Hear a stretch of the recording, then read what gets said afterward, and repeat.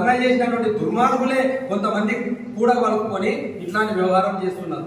Part 2 అని ఒక letter, ఒక 4 పేపర్లు రిలీజ్ చేసిండ్రు. అందులో ఏ విధమైనటువంటి రాతలు ఉన్నాయి? వ్యక్తిగత హననం చేస్తారా మీరు? ఎంతవరకు తప్పు?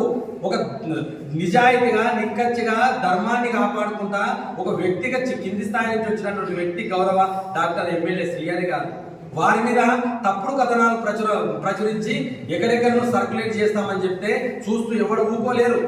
మొదటిసారి లెటర్లు ఇచ్చినప్పుడు మేము కొంత అంతా జిల్లా పార్టీ, మండల పార్టీ, నియోజకవర్గ పార్టీ ఎవరో ఆకాశ రమణ లాంటి ఎవడో చేసిండు అని కొంత మేమంతా నిఘా పెట్టినాం.